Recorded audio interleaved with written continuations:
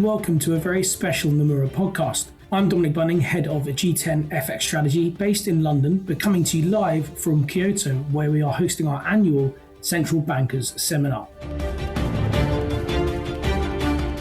We're incredibly lucky to be able to come to this beautiful city once a year to host a range of clients and external speakers.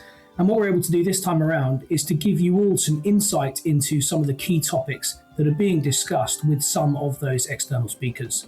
So we're very lucky today to be joined by both Lael Brainard and Niall Ferguson, who we're going to be speaking to shortly, discussing what's happening in the US economy, what the Middle East war might mean both for the US and the rest of the world, and to get a sense of the broader geopolitical challenges that we're facing in markets. So that's all to look forward to in the next few minutes. But before then, I'm going to hand over to our Chief Economist for Developed Markets, David Seif, who's going to be asking the questions first. Over to you, David. Thanks very much, Dom. I'm delighted to introduce our first guest, Lael Brainard, who is, among other things, former chair of the National Economic Council and was a member of the Board of Governors of the Federal Reserve for nearly 10 years, including as the vice chair in 2022 and 2023. Lael, thank you so much for joining us today. Let's dive straight into it. What is your outlook for the U.S. economy, and how has the Iran war changed that? Yeah, well, first of all, thank you for having me. And secondly, in terms of the outlook, if you had asked me in February, I would have told you that I thought it was going to be a pretty good year for the U.S. economy. We had really seen the adjustment to tariffs, some moderation in tariffs as well, an adjustment to changes in the labor supply. There's some fiscal stimulus coming from the tax bill.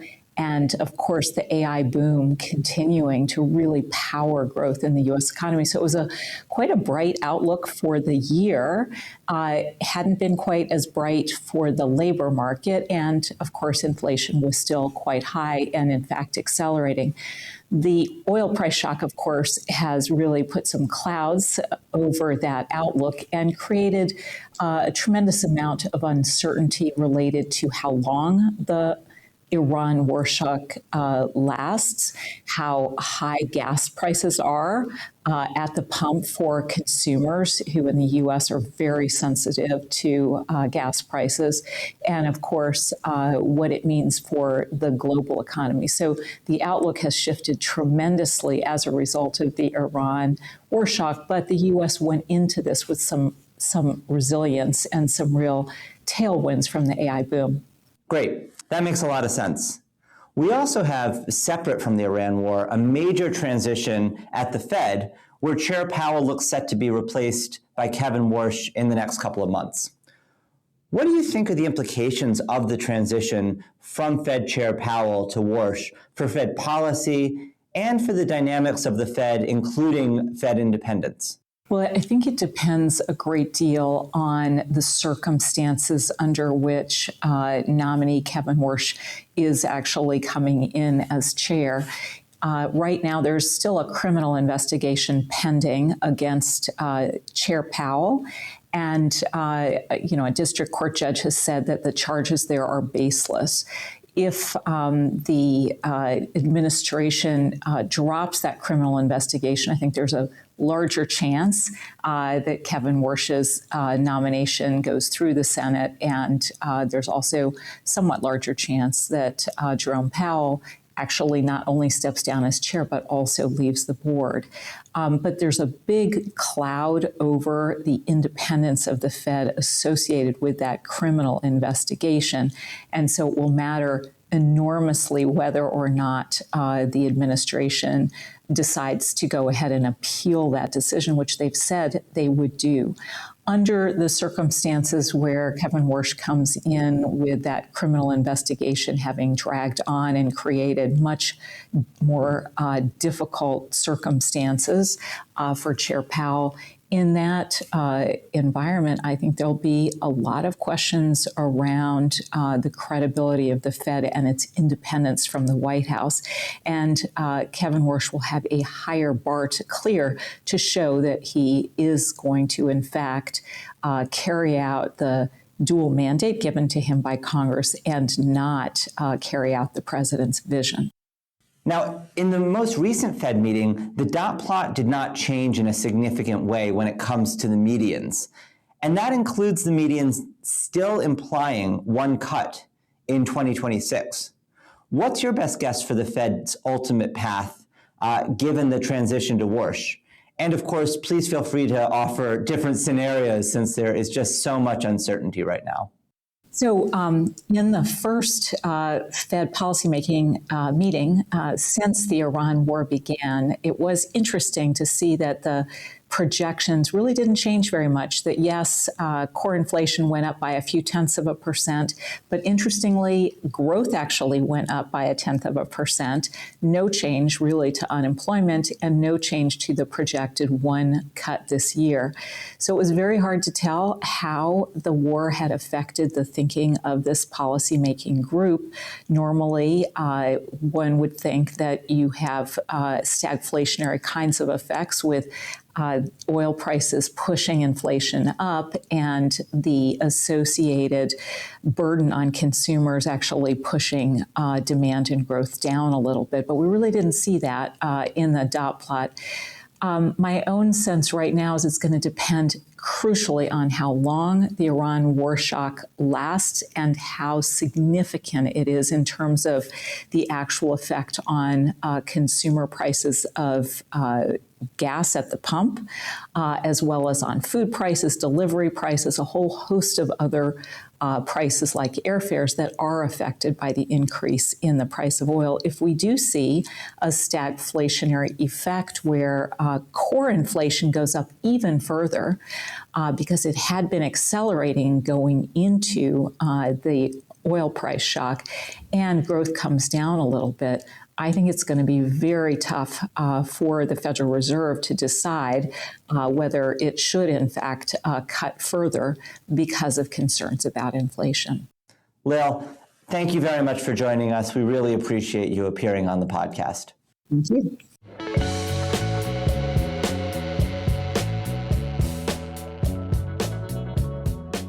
We're moving on now to our second guest speaker. David's going to be asking the questions again, but we're very lucky to be joined by a true expert in the field of geopolitics. I'll hand over to David to do the full introductions, but it should be a fantastic few minutes. Over to you, David.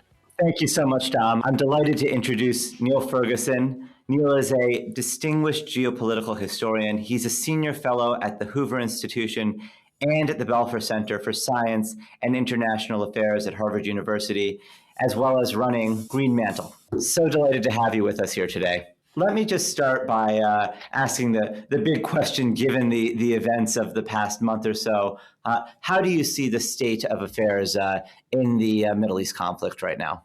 Well, I tend to think by analogy as an historian. And so the kind of superficial analogy is we're in Gulf War III, and it's likely to be a short Gulf War like Gulf War I, 1990-91, not a long one like Gulf War II, 2003 to 2011. And it's going to be short because of the economic pressures that are building and also the limited capability, both in terms of domestic politics and firepower, that the United States has at its disposal.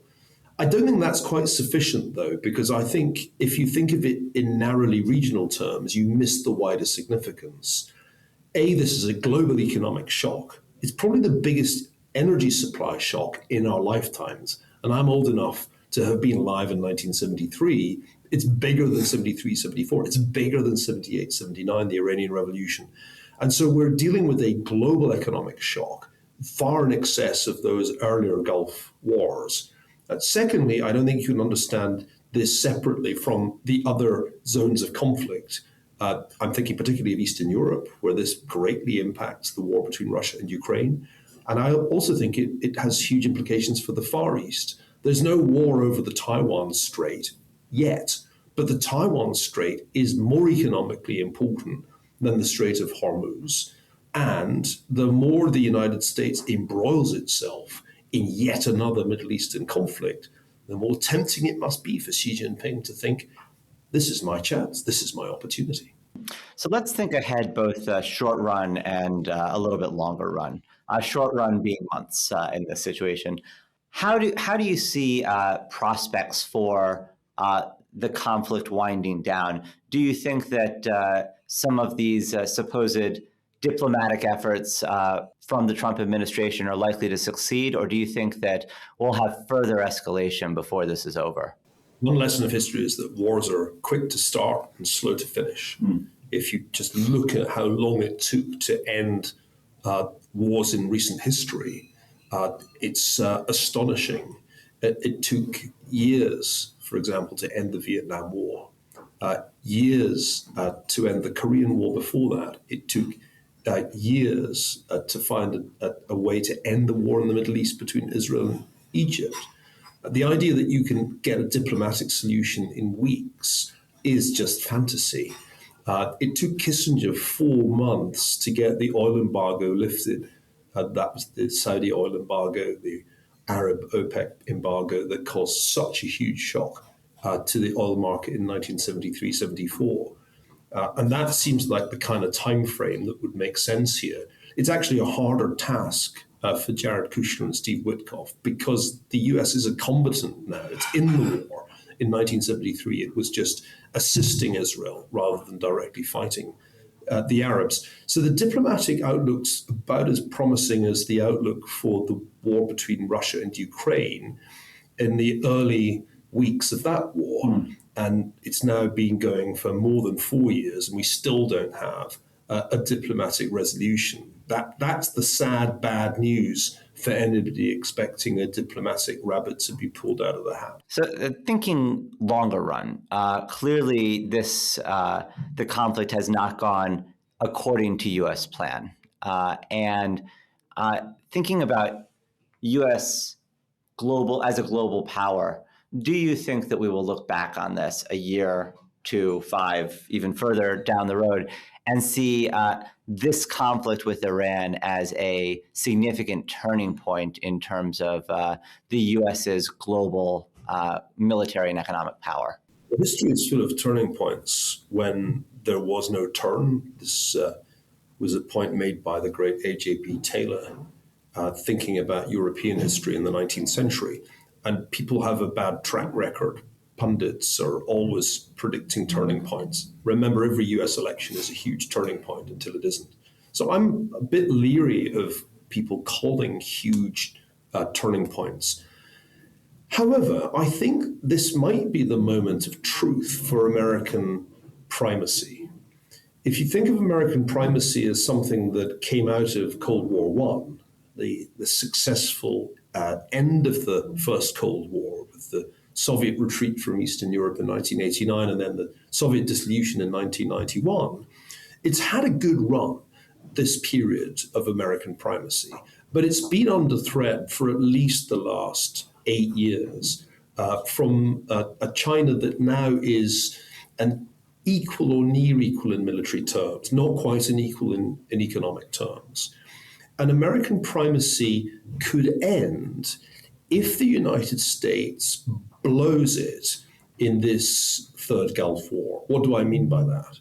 I mean that the United States could fail to achieve even a good compromise if it leaves the Iranian regime, A, intact, and B, in control of the Strait of Hormuz, without any of the kind of restrictions on its capacity to arm itself that were the original point of the war. In other words, if the US loses this war, if it finally has to cut and run, leaving the Iranian regime in a more powerful position, then I think the rest of the world will take a long, hard look at American primacy and say, it's over. The alliance system that has been crucial to American power since the end of World War II is in ruins.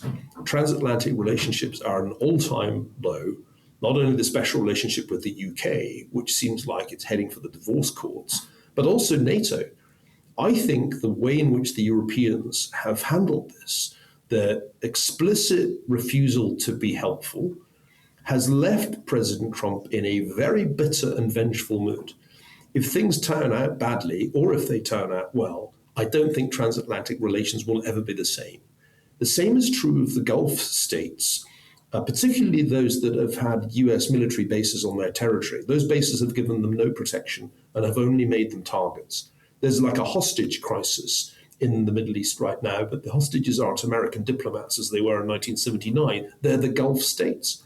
And the big miscalculation that the Trump administration made was fail to foresee that Iran would retaliate against the Gulf states more than against Israel and the United States. This was a big strategic move by the Iranians, and it gave them escalation dominance. It's one of the reasons I think the US is now in quite a seriously weak position, because if it escalates, then Iran has made it clear that it can escalate against the Gulf states, potentially hitting desalination plants that would render, say, Bahrain immediately uninhabitable. So that means that there's great disillusionment building in the Gulf states. They're exhorting Trump to finish the job and achieve regime change in Tehran. But if he can't do that, then what do they do next? I think they have Xi Jinping on speed dial. Finally, in the Far East, the countries that are most exposed to this energy shock include key American allies, Japan, South Korea, and not quite an ally, but kind of an ally, Taiwan. They're all really very exposed because of this shock. And at some point, if the crisis is protracted, even Japan's strategic petroleum reserve begins to get exhausted. So I think the world is going to look as the smoke clears and ask itself, the price of American primacy, is it still worth paying? Thanks, Neil. So you laid out the scenario whereby the U.S. would have to, quote unquote, cut and run.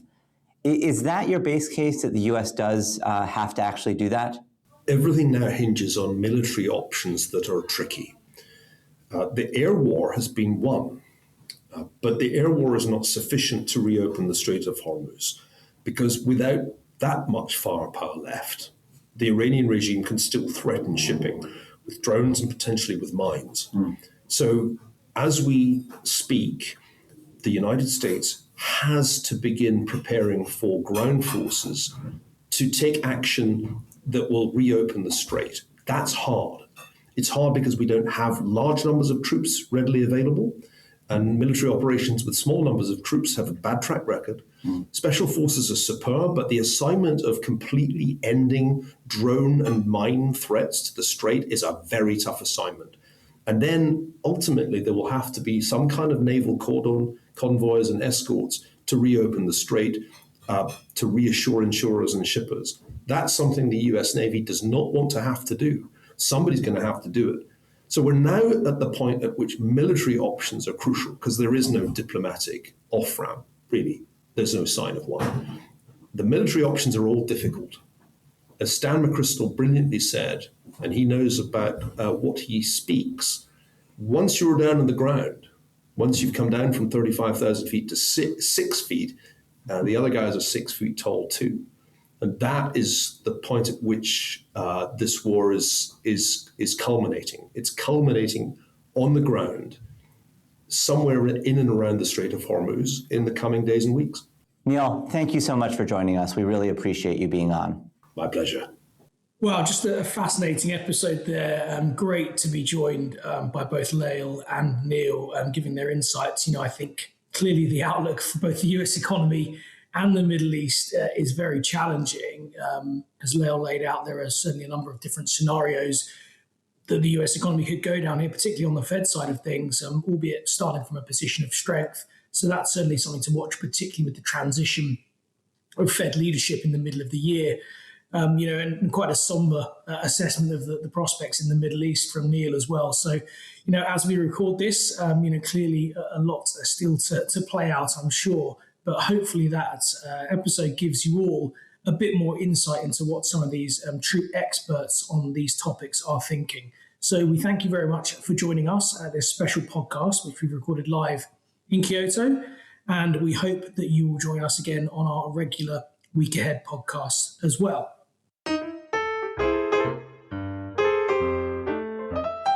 So that's it for this week. It just leaves me to say thank you, obviously, for listening to this podcast, which was edited and produced, as always, by John Dalton.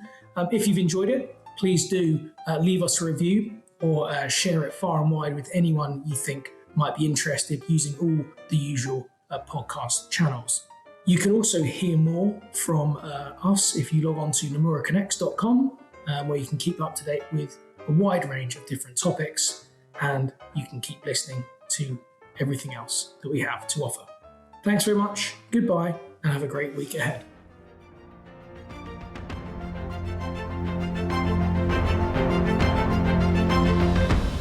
In a complex and unpredictable world, where a sunset in one market means a sunrise in another, one investment bank always looks beyond the horizon to help our clients release the potential of tomorrow, today.